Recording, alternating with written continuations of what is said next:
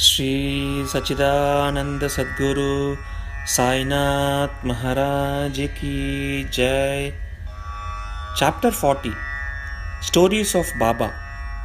Attending Mrs. Dev's Udyapan ceremony as a sannyasi with two others. Visiting Hematpant's house in the form of his picture. In this chapter, we give two stories. 1.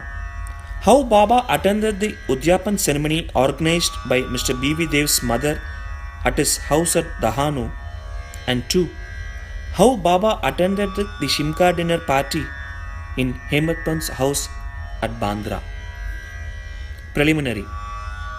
Blessed is Sri Sai Satcharita, who gives instructions in both temporal and spiritual matters to his devotees and makes them happy by enabling them to achieve the goal of their life.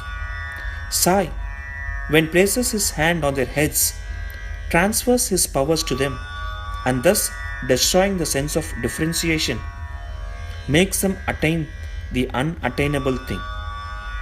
He who embraces the bhaktas, who prostrate themselves before him with no sense of duality or differentiation, he becomes one with the bhaktas as the sea with the rivers.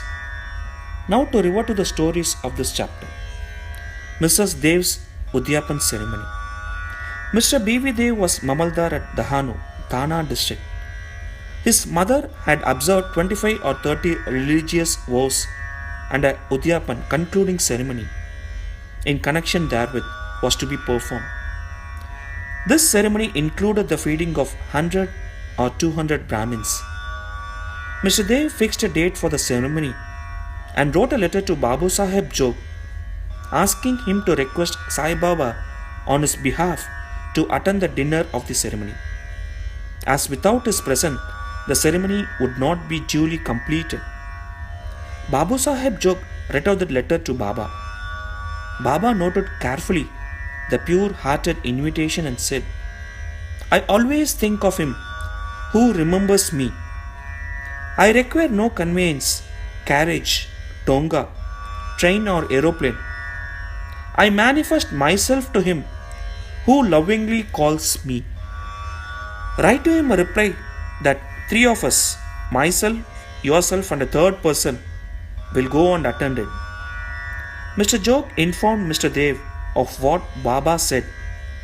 Mr. Dev was much pleased, but he knew that Baba never went to any place except Rahata, Rui and Nimgaon in person. He also thought that nothing was impossible for Baba as he was all-pervading and that he might suddenly come in any form and fulfill his words. A few days before this, a sannyasi in Bengali dress and professing to work for a cause of the protection of the cows came to the station master at Dahanu to collect donations. The station master told him to go into the town and see Mr. Dev and with his help collect funds. Just then, Mr. Dev happened to come there. The station master then introduced the sannyasi to him. Both sat talking on the platform. Mr. Dev told him that a subscription list for some other charitable cause had already been prepared by the leading citizen Rao Sahab Narottam Shetty, and so it was not proper to start another subscription list and that it would be better if he could visit the place after 2 or 4 months. Hearing this, the sannyasi left the place. About a month afterwards, the sannyasi came in a tonga which stopped in front of Mr. Dev's house at about 10 a.m. Dev thought that he came for donations. On seeing him busy with preparations of the ceremony, the sannyasi said that he had come not for the money but for meals. Dev said, "All right, you are welcome in the house." The sannyasi said, "2 lads are with me." Dev said, "Well, come with them." As there was about 2 hours for the meals to be served, Dev inquired where he should send for them. He said that it was not necessary as he would come himself at the appointed time. Dev asked him to come at noon. Exactly at 12 noon, the trio came, joined the party, and after feeding themselves, went away. After the ceremony was finished, Dev wrote a letter to Babu Sahib Jog, complaining of Baba's breach of promise. Jog went to Baba with the letter, but before it was opened, Baba spoke. Ha! He says that I promised him to come, but deceived him. Tell him that I did attend his dinner with two others, but he failed to recognize me. Then why did he call me at all? He thought that the sannyasi came to ask for subscription money. Did it not remove his doubt in that respect? And did it not say that I would come with the two others? And did not the trio come in time and have their meals? See, to keep up my words, I would sacrifice my life. I would never be untrue to my words. This reply pleased Jog's heart, and he communicated the whole reply to Dev. As soon as he read it, he burst into tears of joy, but he took himself to task mentally for vainly blaming Baba. He wondered how he was deceived by Sannyasi's prior visit and his coming to him for subscriptions. How he also failed to catch the significance of the Sannyasi's words that he would come with two others for meals. This story clearly shows that when the devotees surrendered themselves completely to their Sadguru, he sees to that the religious functions in their houses are duly executed and compiled with all the necessary formalities. Hemant Pant's Shimga dinner. Now, let us take another story which shows how Baba appeared in the form of his picture and fulfilled the desire of his devotee. In 1917, on the morning of the full moon day, Hemant Pant had a vision. Baba appeared to him in his dream in the form of a well-dressed sannyasi, woke him up and said that he would come to him for a meal that day. This vision constituted a part of the dream. When he was fully awake, he saw neither Sai nor any sannyasi. But when he began to recollect the dream, he remembered each and every word the sannyasi uttered in his dream. Though he was in contact with Baba for 7 years and always meditated on Baba, he never expected that Baba would come to his house for meals.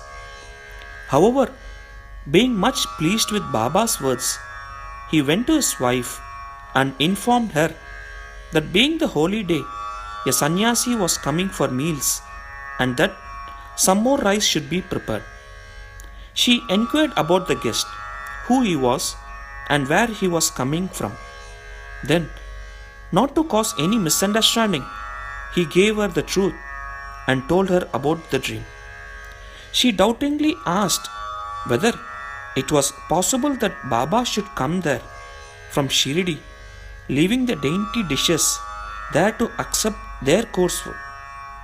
Hemant Pant then assured her that Baba might not come in person, but he might attend in the form of a guest, and that they would lose nothing if they cooked some more rice. After this, preparations for the dinner went on, and it was ready at noon. The Holika worship was through, and the leaves were spread and arranged with rangoli around them.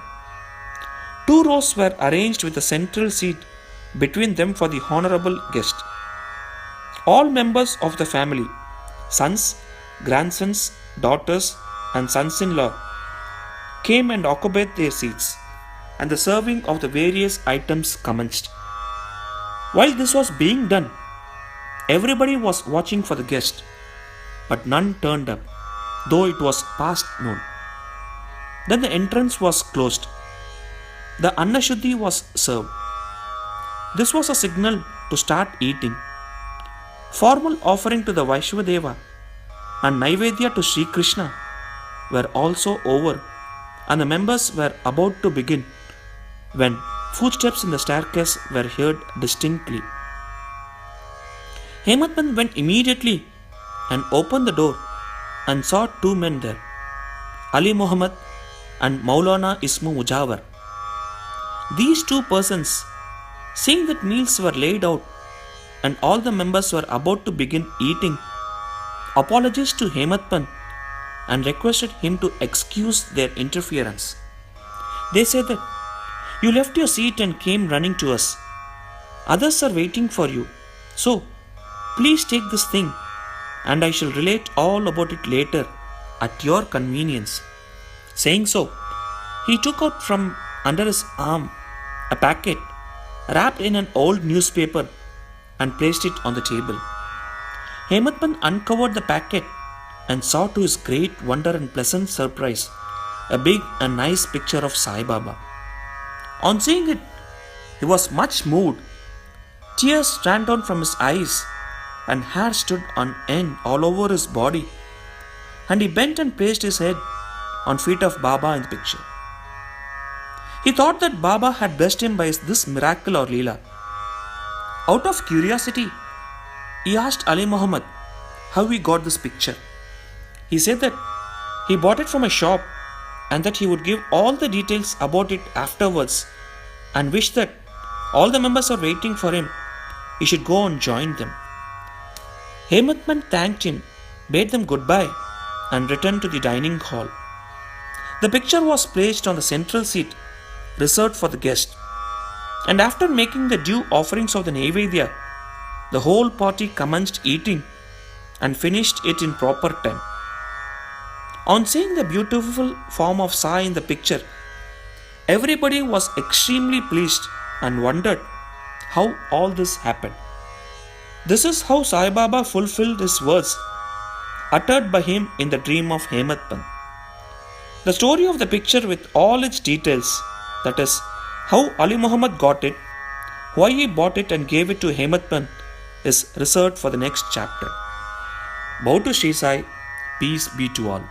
Sri Satchidananda Sadguru Sainath Maharaj Ki Jai.